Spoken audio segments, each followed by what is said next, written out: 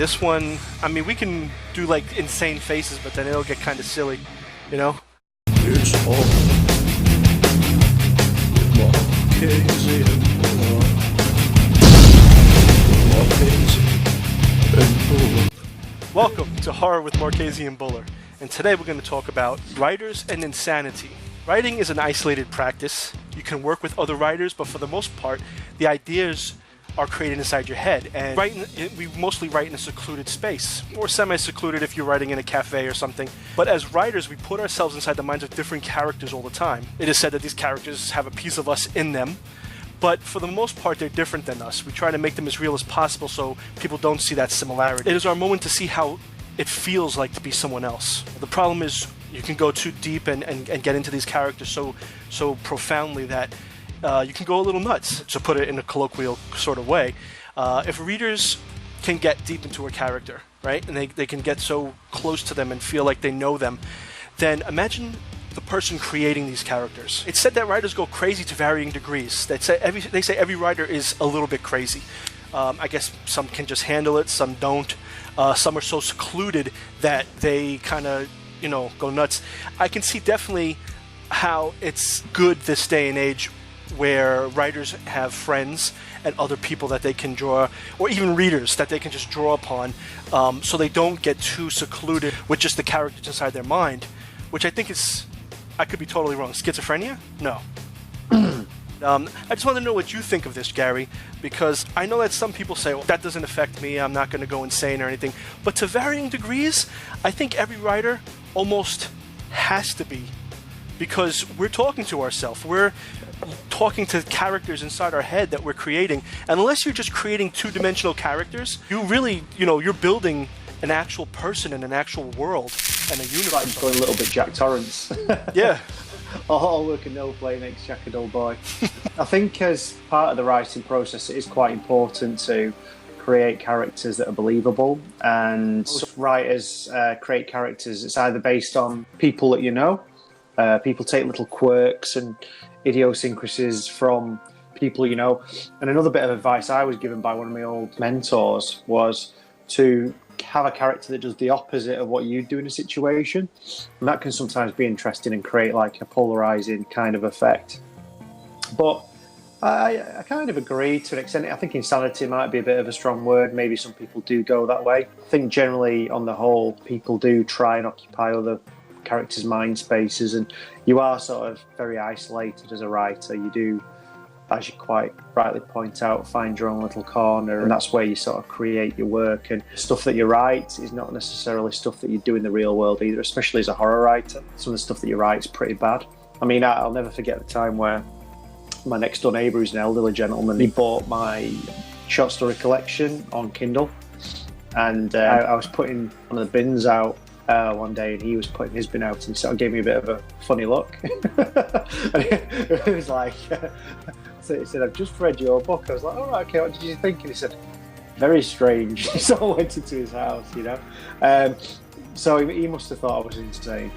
And I kind of think sometimes how friends and family would perceive me having read some of my stories, because some of the characters do things that I probably wouldn't do. But yet some characters that I create are based on things that I've done in my life and people I've met in my life. So there's that weird mixture of real world influences and completely wacky made up crap. It's like a story I've been working on today called The Brace. Is about a kid who goes out shooting with his father, and a lot of it is based on me going shooting with my father, except in this situation the dad is not a very nice person, and something speculative happens, something supernatural happens. If my dad read that, I kind of worry that he'd think that's what I think of him, because a lot of the other stuff is true. And then within it there's tidbits of unreality. So I'm not sure about insanity, but I definitely kind of worry about how people close to me who know me sort of think my mind works when I've written something like that and they read it. Well, also, like you said, just because we're writing horror doesn't mean that necessarily we would do those things. It's just our chance to act them out. Sometimes people always have these fantasies and they want to do stuff like, for instance, Grand Theft Auto, the video game. When you get the chance to run people over, and you sound crazy, like, oh man, you're running people over. Some people actually go and they do these things, but They know that running people over is wrong, but in that game, you can act out this fantasy or this, whatever.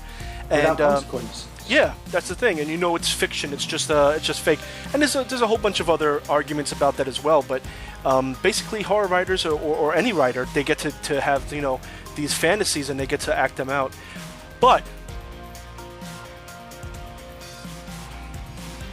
Gary wants to know what you think.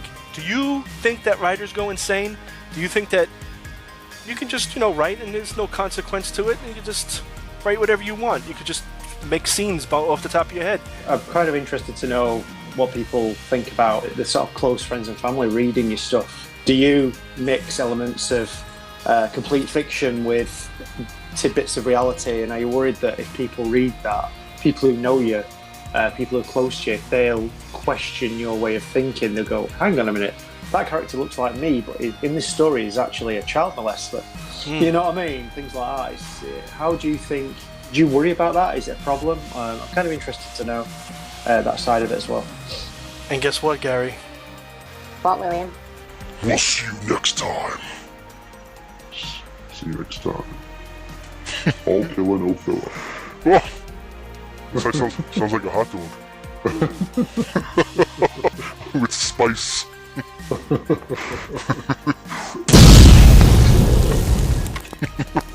There'll be like fire going right now. Hashtag Gary.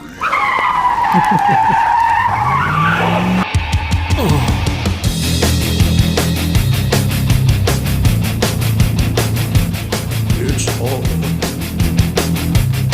Marquez and Buller. It's all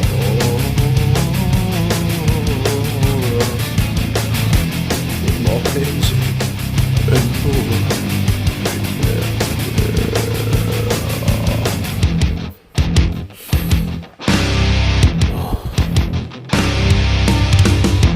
Recording.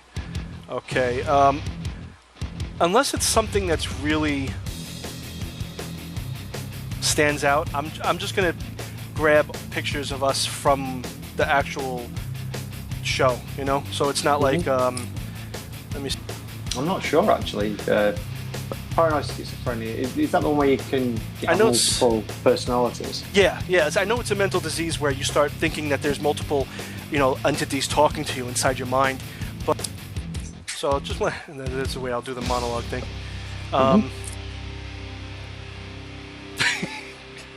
You alright? Yeah, fine.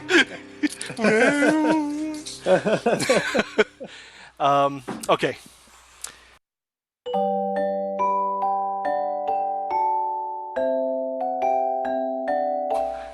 wait. No. wait. That's like those things that poke into your head. Yeah. Or it's like, wait. It looks like you got.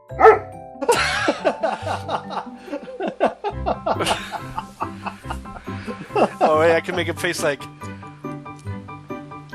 Yeah.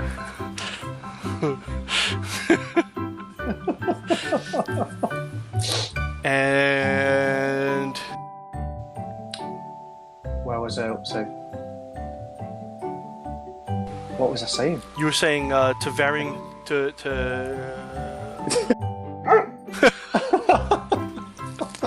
I was saying how people like I can kind of hear myself in the background. Is there an echo or something? No. I can hear an echo of myself, which is a bit strange. Wait, let me see.